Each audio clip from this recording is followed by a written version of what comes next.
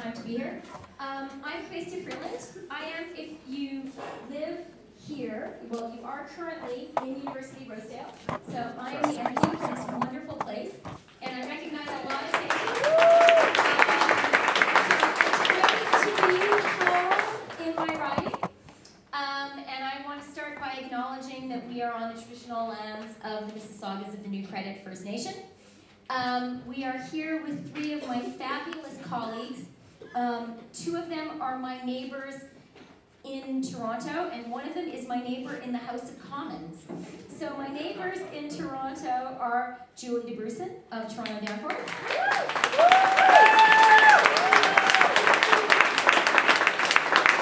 Arif Virani of Parkdale-High Park.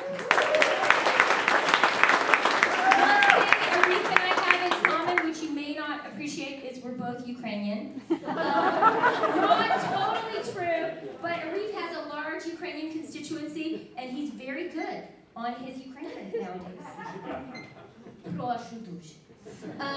And the star attraction of this evening, the reason we are all here, my very dear friend and colleague, she sits almost next to me in the House of Commons. In between us is Navdeep Bains. And Nav is a bit of a joker. If you've ever heard him talking, you will know that. And Catherine and I are a bit more serious, so we keep track of the questions in the House. We have a little chart. We tick off each one. And Nav is turning to the two of us always to know where we are on the list. Catherine and I have been doing a lot of work together because one of the core commitments of our campaign was to say something really different from what we were saying in Canada. I'm so sorry, Catherine. Catherine and I both also have colds, but we've been working hard today. The House rose, so we're happy about that. One of the core commitments of our campaign was to change the way we talk about the environment in Canada. To move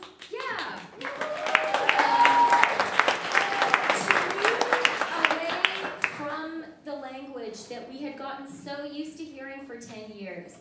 About jaw-killing environmental policy. Remember that? It almost hurts me to even remember it. And to talk about how the environment and the economy are not opposed to one another. They go hand in hand. And that was a core promise. That is a core piece of work we are doing.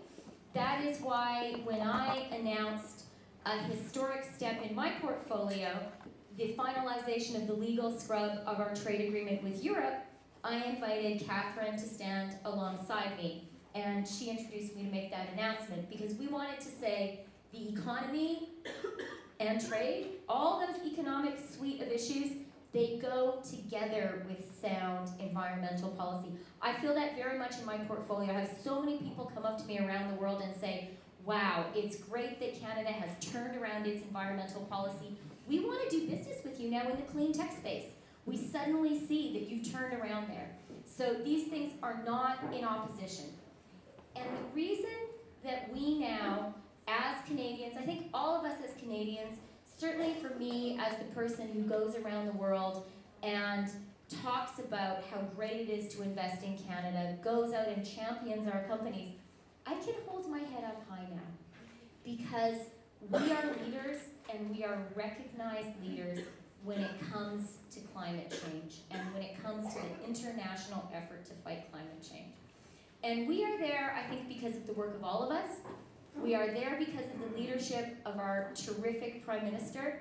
But above all, we are there because of the work of an incredibly brilliant, effective, and hardworking colleague of mine, our Minister for the Environment and Climate Change, Catherine McKenna. And she's now going to talk to us a little bit about the work she's doing.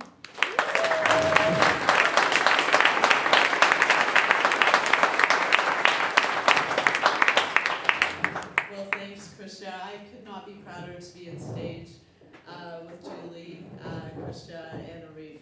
We're really lucky to have such a great team. We're all working really, really hard together, and it's really just an honor. I'm obviously thrilled to be here too. When I look around, we're doing town halls from coast to coast to coast, and they're always packed. They're always packed with people who care. And this is really what it's about. It's about caring. I should recognize first that we're on the traditional territories of the Mississaugas of New Credit, and that's really important because when we talk about climate change, it is impossible to talk about climate change without talking about the impact on Indigenous peoples, in particular in the Inuit, the impact on the Inuit. When I talk to my Inuit friends, it's not just an inconvenience for them. It's not just one weather event. It's ice roads that are melting. It's permafrost that is going. It's traditional foods that are disappearing. This is really impacting on their entire way of life and their culture. And we absolutely need to recognize and make sure that they are fully engaged in this discussion, both in terms of providing us with the traditional knowledge that we've ignored for so long, but also coming up with solutions with us. Let them say no. What's that? Let them say no. Striking their power. Certainly, we need to listen to them. I want to recognize Jeff and the whole team here at Evergreen Brickworks.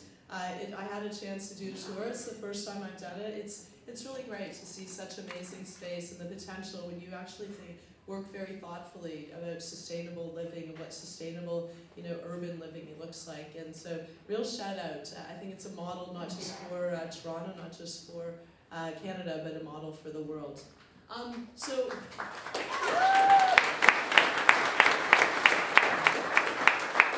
so let's get down to the business. We're here to talk about climate change. As I said, I'm doing this across the country. Members of Parliament from all parties are doing this across the country. And you're welcome to do this with your friends and neighbors, and I'll talk a little bit about that. Because we have a toolkit that you're welcome to download, and you can do it with your faith group, you can do it with your friends, you can do it over a bottle of wine, you can do it over coffee. Alright, so, it's funny because I can actually not really see much here. Maybe I'll just use this, so I'll just put this beside me. It's not that I haven't done this many times, but just important to know exactly what I'm saying here. I don't even have that first slide, so I'm just going to... it's fine, I can just...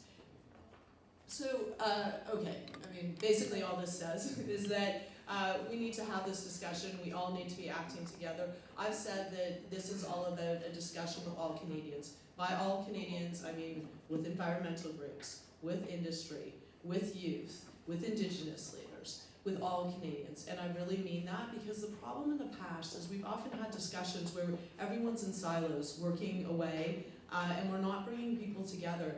And really the only way we're going to actually be able to take serious climate action is if everyone, not everyone, because we're not going to get everyone, not everyone's going to be happy, but if most people feel like we're going in the right direction, that we're listening to them, that we're moving forward, and that we're serious. And so I'm working extraordinarily hard to make sure that everyone feels that they're part of this conversation, whether they're in town halls directly or whether they're interacting online. Try to be very active on social media. That's not everything, but certainly a way to engage. And we have lots of people who are providing their solutions directly to us. Okay, well, the good news is you have a government that believes that climate change is real.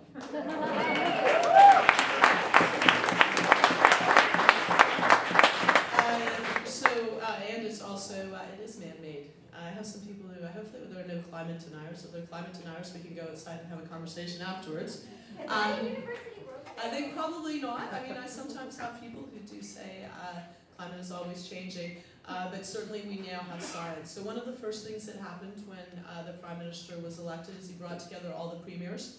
He brought together scientists for Environment and Climate Change Canada, who did a presentation that was open to everyone, and it was about the science behind climate change.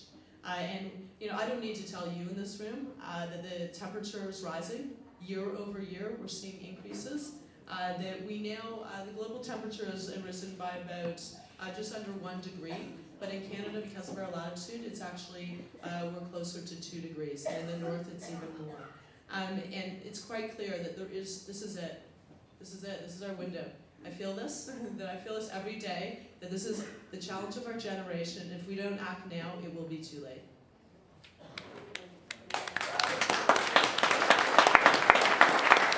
So I was really honored to be named Minister of Environment and Climate Change. I almost fell off my chair when the Prime Minister asked me to take on the portfolio. Partly because my background was international, and I'd done work. I started a human rights NGO, so we'd done work on the environmental front, but it wasn't kind of the first thing that that was my expertise. And he also said, "And you're getting on a plane in 2 days to go to Paris." But I mean, what are you going to do? I thought, well, this is it. We have a real opportunity to reassert ourselves in the world, and it was really amazing. So first of all, you get to sit at a big table. It's got all the countries around the world, and Canada's right.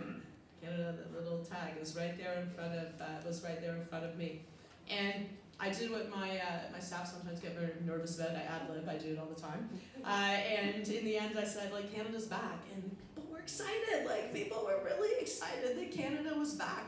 I talked about the science behind climate change, the fact that we all need to be working together, that we need to be ambitious, that we need to be supporting developing countries who need the financial support if they're going to be able to take action, and it's not their fault that we were out there in front developing, and it's not a bad thing to develop, but we did not realize the impact it would have on our climate. But the great news is that we were able to get an ambitious agreement in Paris. It was clear, when I got there, I mean, it was clear there was an agreement to be had, but the question was whether at all it would be ambitious.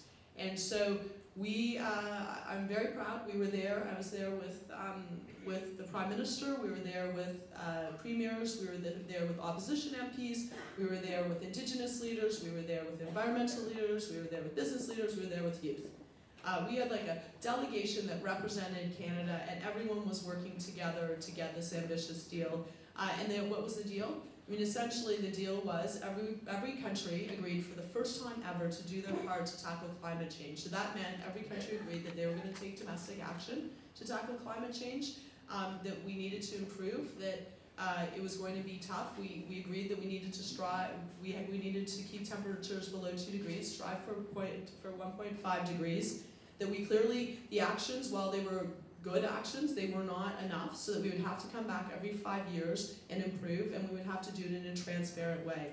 And it was really incredible. So I don't know, there are very few people, and I challenge any of them to be naysayers about that agreement. It is not everything, but getting all the countries, 195 countries together to agree to an agreement like Paris, that is a moment in time that you do not get very often. And a lot of hard work was put into it. I was very proud to be one of the negotiators on the market text, which is an important piece of the agreement. But it was just a wonderful moment. But now we got to do our hard work here. So it's great. Kind of the next day it was like, okay, come home, and now we've got to do kind of the Paris in Canada. We've got to go, and each province and territory is different. We have to figure out how are we going to be serious and do our part to tackle climate change and meet our international obligations. So, I mean, I don't have to tell you this, but in Canada we are seeing the impacts of climate change. And I think that's why you're seeing that Canadians actually, are very serious about taking action against climate change. So, started PEI. PEI is receding by an average of 43 centimeters a year. It's like small island states that we see that, some of the small island states, Marshall Islands, will be underwater 2 degrees. We are seeing extreme weather events, whether it's flooding, whether it's fires, whether it's droughts.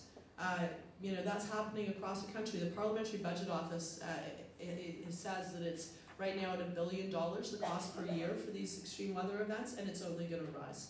And I've already talked about the North. We know, it is now a desperate situation in the North, and we need to act.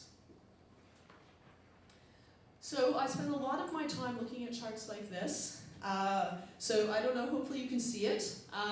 If you were going to be serious about how you're going to tackle climate change, for a long time everyone said, okay, just tell us what your target is. And I said, well, how about we focus on how we're actually going to figure out, we're going to reduce emissions, and then we can know how ambitious we can be. So this is really important. So if you look at where our emissions are coming from, you'll see oil and gas, 26%. Then, what's that? Yeah, and then you've got 23% for transportation. You've got buildings, 12%. We have very inefficient buildings. Electricity sector, 11%. So electricity actually in Canada, 80% of it is clean because of hydro, nuclear, and other renewables.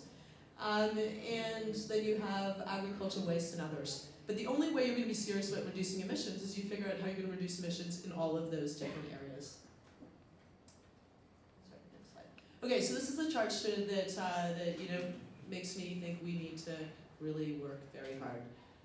It's a bit of a wake-up call for many people. So if you look at 2030, you can see the Canadian 2030 target.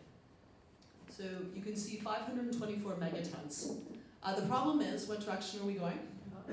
We're going in the wrong direction. That's actually what happens if you don't do anything for 10 years. The previous government, when you have a target that's based on a 2005 target, and you do nothing for 10 years except go in the wrong direction, it's going to be very hard to bend the curve. So this is the challenge we have here. So when everyone says, like, oh, let's just come up with an ambitious new target, I mean, sure, I am always about being very ambitious, but I'm just a practical person. So I want to understand how we're going to meet or exceed that target in a very practical way. All right, so what have we been doing? I mean, some people say, well, you've done nothing. You just talk and consult. Well, no, actually, that's not true. And we've only been in government, I think that I've been in this portfolio just over 6 months. So the first thing that happened, first ever climate change meeting between the Prime Minister and the Premiers, where I said, as I talked about, we talked about the science behind climate change, everyone agreed we needed to take action. We had the Paris conference, COP21. Then I had the first meeting of environment ministers focused on climate change. You can imagine that was a big shocker for them. They couldn't believe we were actually having that discussion. And I have to do a shout out to the provinces. They've really taken a leadership role. Ontario has been really amazing. We're going to see Glen. I spent a large portion of the day today with Glen talking about what more we could do to tackle climate change together. Then we had the first ministers meeting, another meeting with the Prime Minister and the Premiers, where they actually agreed to a work plan. So this meant that everyone agreed we needed to tackle climate change. Everyone agreed that carbon pricing was part of the solution to tackling climate change, and that we were going to have working groups. And I'll talk a little bit more about those, but these are technical groups that are working in the areas that I talked about where emissions are coming from. Then we went to Washington, and it wasn't just selfies. We had a very serious climate agreement. And one of the things that came out of that was we agreed with the US to reduce emissions, methane emissions from oil and gas by 40 to 45%. And just to put that in context, because I think a lot of this is new and you think you just come to these agreements and it doesn't really mean anything. That's like taking all the cars off the roads of Ontario and Quebec. If we were able to extend that globally, that would be like closing 1/3 of the coal-fired plants. That is a big agreement. And I mean, what's great about it is actually it's one of the lowest cost, most efficient ways to reduce emissions. And there is innovation and there's technology that we need to be looking to help us find solutions. Then we had our budget, greenest budget ever, so you know about the green infrastructure.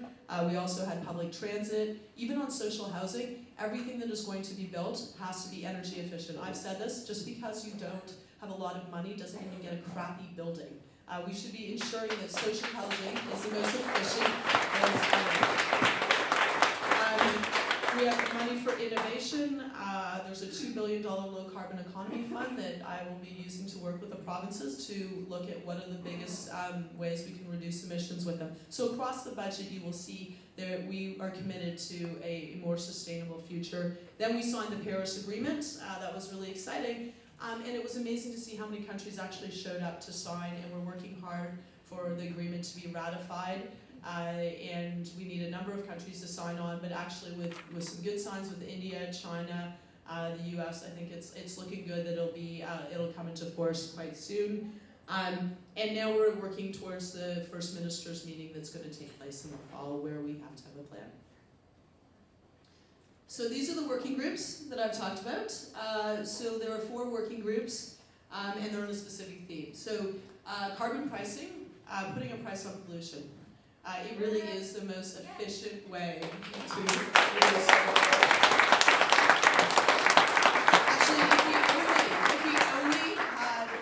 Actually, if we actually were able, and it's difficult politically to do this, but if you only had a price on carbon around the world that actually was significant, that covered the major emissions, and that continued to rise, that would be all you need to do. We're not in that world yet. We're certainly working very hard.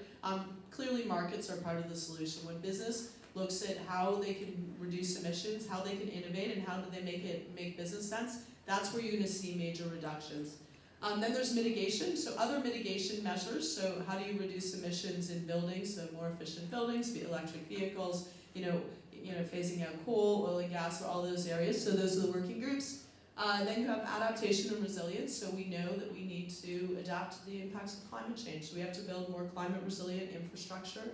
We need to be supporting different areas, whether it's flooding on the coast or looking at the north with permafrost melting. What does that mean for the builds there? And then we have clean technology, innovation, and jobs.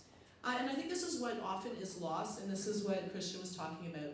That climate change, yes, it is a huge challenge, and we have a moral obligation to do it, but also it makes economic sense for us to be out looking at how we build a more sustainable future. I was just at a conference where I was speaking with Mark Carney, the former governor of the Bank of Canada, and he was talking about the $30 trillion opportunity, where? In China alone over the next few decades, when it comes to working at reducing emissions, having solutions. So the solutions that we find here, we will be able to export, and they will be good jobs, and they will be the jobs of the future, and we really need to be focused on this. Unfortunately, we haven't been focused on it, so the clean tech sector is going down in terms of market share, but I can tell you, everyone is working extraordinarily hard. We're reaching out to the companies that are already out there. We're looking at how we invest in the future technologies, how we become the seed investors for high-risk investments that are going to find the solutions, where we're going to find the solutions of the future. What about living tar sands in the ground?